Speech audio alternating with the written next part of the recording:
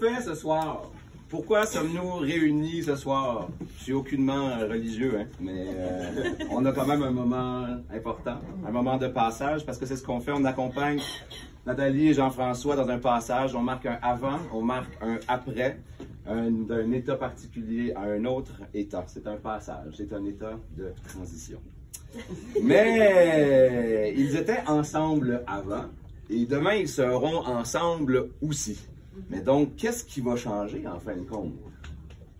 Mais là, je me suis assuré que, évidemment, que Nathalie n'est pas, par exemple, acheté Jean-François sur Internet, que Jean-François ne va pas recueillir une dot extravagante et qu'il n'y a pas un arrangement familial pour l'un ou l'autre des époux et épouses. Donc ça, c'était mon travail numéro 1, je vous le répète.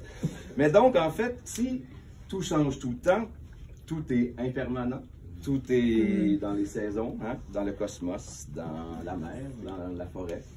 Dans la vie, tout change tout le temps. Alors, si tout change tout le temps, ben, qu'est-ce qu'on fait ici? On fait, en fait, on essaie de donner une pesanteur à l'irraisonnable. C'est-à-dire qu'on essaie de donner de l'importance à des moments sacrés qui signifient le passage. Et c'est des moments, dans cette espèce d'impermanence de la vie, que tout change tout le temps, on essaie de créer du sens à certains moments importants dans la vie. Et comme humains, ben, nous sommes collectivement porteurs, reproducteurs et créateurs de ce sens-là. Et c'est en créant des moments spéciaux, comme aujourd'hui, des moments de partage de sens, que nous pouvons, en fait, célébrer notre appartenance commune et nous reconnaître. Le grand groupe, vous ici présents, en fait, vous faites partie du rituel, vous êtes le rituel, vous êtes le grand témoin. Ils sont les témoins officiels devant la loi, mais devant le grand groupe, ici, nous sommes tous témoins de ce passage. Nous sommes parents, nous sommes enfants, nous sommes amis, nous sommes les autres qui comptent.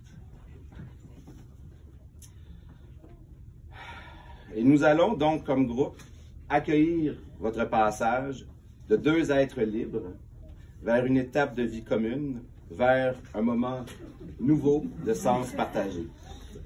Et donc, ce rituel, quelque part, sert à fixer un moment d'impermanence. Et ce rituel est sacré parce que c'est un rituel de l'amour.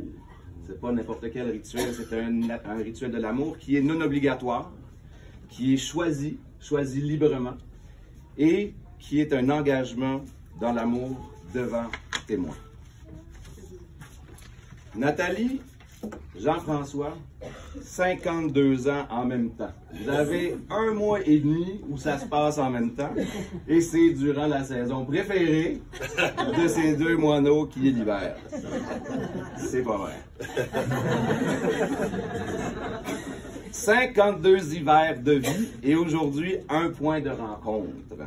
2 parcours de vie qui se croisent, qui s'entremêlent. Et à un moment donné, ils se sont choisis et ils se sont choisis dans une deuxième vie. Parce qu'aujourd'hui, vous vous mariez devant vos enfants qui sont devenus adultes. 2 adultes libres qui ont des cicatrices sur le corps, les cicatrices de la mi-vie, et la sagesse d'avoir vécu un peu aussi. Et on pourrait dire que les cicatrices font apparaître ce qui est unique, ce qui nous différencie, et aussi ce qui marque nos peurs, et aussi, en fait, ce qui marque la personne que nous sommes. Fait que Jean-François, la science, le scientifique, le chercheur, le tripeux des années 80, qui aime le party, qui aime le ralliement, qui accueille les gens à travers la nourriture, à travers la fête, à travers son extériorité, qui se transmet un peu à travers ses passages à New Orleans. Nathalie, par contre, plutôt bohème. C'est la créative, l'artiste, celle qui prend soin des gens dans leur corps et dans leur tête, qui les accueille dans leur intériorité et qui est plutôt de type Costa Rica ou la vida. Les cicatrices marquent donc ces différences, mais qui sont-ils pour se rencontrer, en fait, et comment vont-ils conjuguer tout ça? Ça, c'est la sagesse qui parle. Comment conjuguer? Dans le fond, on se rend compte que Jean-François, au bout du compte, a plutôt les traits de l'artiste. C'est plutôt lui qui est dernière minute, un peu en retard et un peu dans la lune. Et c'est peut-être celui qui est très organisé parfois, mais d'autres fois un peu moins. Tandis que Nathalie a la rigueur, la discipline et l'organisation du scientifique. Donc parfois, dans la sagesse, on peut marquer les convergences, que tout en fait coule d'une même source. Et je pense que Nathalie, Jean-François, la source qui alimente non pas votre spa, mais bien votre vie commune, c'est peut-être, mais en fait c'est ce que je pense, c'est la créativité d'une part, c'est certain, et la curiosité. Et c'est l'audace dans vos choix de vie qui font en sorte que vous êtes capable de vous emprunter. J'ai presque fini. Ce bout-là. Alors, la source de la source. La source de la source. Je pense que je l'ai trouvée. Un jour, vous deux, vous êtes partis en randonnée, à pied, sur le bord du fleuve, sur le Compostelle québécois, sur l'artère vitale de notre territoire. Et à ce moment-là, vous avez expérimenté tous les deux la simplicité, l'entraide, la douleur, le dépassement, l'émerveillement et la beauté. Vous avez marché sur votre noble sentier, un voyage dans un voyage. Mais là, que vont-ils faire maintenant avec ces cicatrices et ces sagesses accumulées par le temps?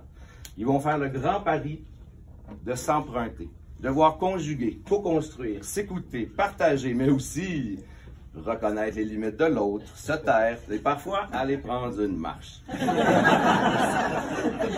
Mais je pense que ce grand pari, ce ralliement entre la créativité et en fait la curiosité, ils vont pouvoir se faire avec ces deux grandes forces-là qui vont se conjuguer, ou qui se sont déjà conjuguées par le passé. Donc Nathalie, Jean-François, je vous souhaite longue route sur votre noble sentier et que l'amour, sans lequel rien ne vaut la peine, vous protège des cailloux dans vos bottes et des ampoules sur les pieds.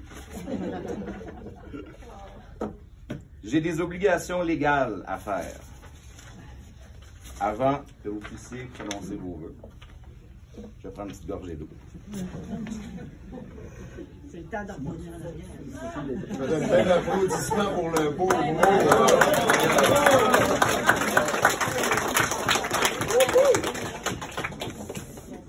Bon. Nathalie Saint-Gelais. Je vais vous mettre des lunettes, sinon je verrai plus rien. C'est pas moi qui l'ai dit. Nathalie Saint-Gelais, Jean-François Boucher.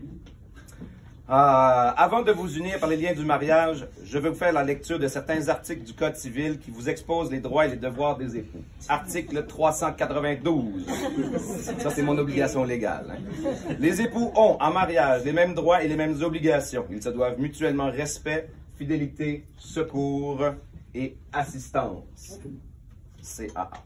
Ils sont tenus de faire vie commune. Article 393. Chacun des époux conserve en mariage son nom. Ils exercent ses droits civils sous ce nom. Article 394. Ensemble, les époux assument la direction morale et matérielle de la famille, exercent l'autorité parentale et assument les tâches qui en découlent. Article 395. Les époux choisissent de concert la résidence familiale. En l'absence de choix exprès, la résidence familiale est présumée être celle où les membres de la famille habitent lorsqu'ils exercent leurs principales activités. Nathalie habite dans son salon et Jean-François dans son bureau. Les époux contribuent aux charges du mariage à proportion de leurs facultés respectives. Chaque époux peut donc s'acquitter de sa contribution par son activité au foyer. Jean-François, Nathalie, avez-vous des choses à vous dire? Oui. La parole est à vous. C'est qui commence? Nathalie Saint-Gelais. Bon, d'accord. Je t'aiderai mon bouquet. Tu peux nous avancer ma petite place? On va cacher les gens assis. Non, mais où la porte? Je vais prendre le vide. Ah, mon chum! On n'a pas de Non, ben, c'est correct? Oui, Ben, je vais porter. Habituellement, on dit que j'ai une petite voix douce, mais je vais essayer d'aller chercher ça dans le fond du diaphragme. Sur ton profil dans Twigs, t'avais écrit... Il avait écrit « Sauras-tu ébranler ma quiétude. J'ai pris ça comme un défi. Je te l'avoue aujourd'hui, une artiste puis une scientifique, j'y croyais vraiment pas. À notre premier rendez-vous, t'es arrivé en retard. J'avais déjà la tête ailleurs. Mais quand la porte du cambio t'a laissé entrer, je me suis approchée, puis tu sentais bon. Ça prenait juste ça pour te pardonner. J'étais vachement admirative. Un prof d'université, non mais... Si cette bébite-là peut étudier sur le même sujet pendant tellement d'années, sans s'écœurer, mon avenir dans sa vie était assuré. Avec mes multiples facettes de ma personnalité, c'est impossible qu'il se lasse. Et puis pour ta quiétude, ben c'est terminé.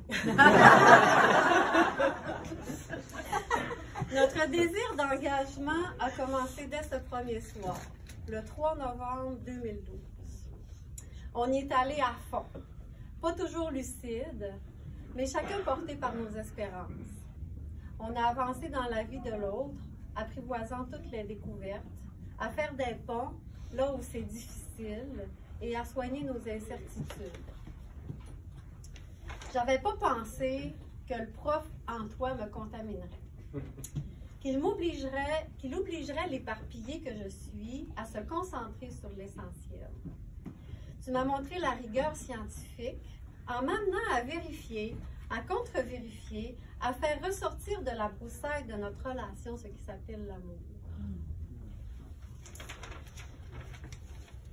Aujourd'hui, 1er février 2020, je te remercie, mon amour, de ta patience, d'avoir cru dès le départ à la force de notre dualité. Merci d'avoir construit un quai flottant pour accueillir chaque jour un bateau différent, de venir me retrouver en chaloupe quand mon navire de croisière ne peut plus accoster. Merci de croire en moi, de croire dans le nous, de m'aimer comme je suis, même si parfois, des fois, souvent, je suis ingérable. Je vais regarder Marianique. Tu m'aides à traverser le flou, à être plus légère, à m'aimer et à me reconnaître. J'espère, Jean-François Boucher.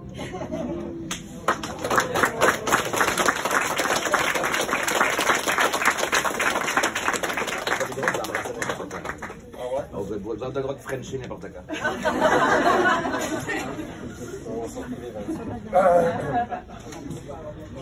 Bon, c'est mon tour. PowerPoint. Comme une fois, sans PowerPoint, c'est pas évident.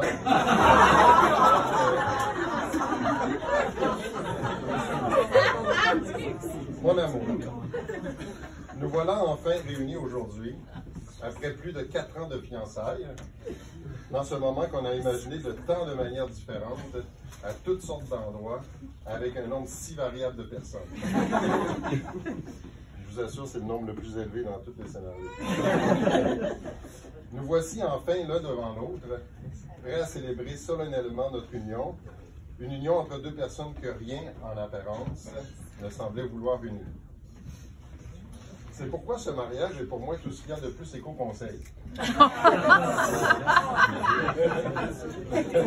Dans l'idée de la transdisciplinarité et son sens inclusif de tous les acteurs et actrices, même les plus opposés en apparence. Pour ceux qui ne savent pas, en effet, je suis la forêt, elle est la mer. Je suis, bon, intellectuel, elle est plus sensorielle. Je suis de parti grégaire. Toi, tu es intimiste. Je suis du type conciliant adaptable. Toi, tu es insoumise et sauvage.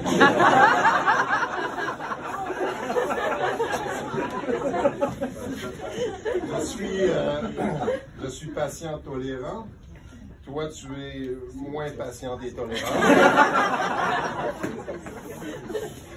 Je suis facilement contenté. Toi, tu es avide, inassouvi. Puis finalement, moi, je suis dans le moment présent, retardataire. Toi, tu es planificatrice et prévoyante. Il n'y a rien eu de plus évocateur de ça que l'organisation de ce mariage. On est passé à travers. Donc, les contraires ayant tendance à s'attirer, voilà ce qui pourrait expliquer notre présence ici aujourd'hui. En apparence. Mais bien au-delà des arguments pseudo-scientifiques autour du magnétisme, les contraires s'attirent, il y a tellement de raisons maintenant aujourd'hui à vouloir te dire haut et fort que je t'aime et que je tiens à t'avoir auprès de moi jusqu'à la fin de ma vie. Tu m'inspires tant de choses, Nathalie. D'abord, j'en finis plus de m'émerveiller devant autant d'art dans une même personne, tel que je l'avais écrit dans un de nos premiers échanges ensemble sur Twigs, avant même qu'on se connaisse. Je savais à quelle bébite j'avais affaire quand même un peu, donc en octobre 2012. Tu m'inspires plein de choses côté artistique, évidemment, dont l'art plastique et visuel, évidemment, ce qui vient tellement enjoliver la vie de tous les jours, et ça pas juste sur les murs de notre maison, car cette forme d'art est à peu près partout dans tout ce que tu fais. Ben, par exemple, la déco qui est ici, n'est-ce pas? Vous remarquerez, c'est la touche Nathalie. Tu maîtrises aussi l'art de la bienveillance, porté à un niveau jamais vu, envers tous les membres de ta famille, tes amis, tes clients, parfois même envers des purs inconnus à 1000 lieues d'ici, parce que tu ressens la souffrance humaine universelle comme moi je peux m'émouvoir devant un article scientifique. C'est boiteux un peu ça. Tu maîtrises aussi tout simplement dans le fond l'art de vivre, qui allie la spiritualité à l'efficacité, la beauté à la ponctualité, la sensualité à la planification financière, la philosophie à la gestion logistique. Tu m'inspires tant que j'en ai même le goût de devenir meilleur grâce à toi. C'est déjà commencé, je pense. À tes côtés, toujours meilleur envers notre couple, mais aussi dans les autres sphères de ma vie, je l'espère bien. Tu m'inspires tant que j'en ai même le goût de devenir meilleur grâce à toi, je l'ai déjà dit. C'est bon de le répéter, ça. Redis-le encore une autre fois. Tu m'inspires aussi la promesse d'une vie à deux riche, passionnante, évolutive, remplie de rebondissements et de bienveillance. Oui, je le veux, parce que je crois être extrêmement chanceux de t'avoir rencontré. Une femme si belle évidemment physiquement, mais surtout dans toute sa merveilleuse complexité qui recèle un monde à découvrir, à chérir ici, maintenant et jusqu'à la fin de ma vie.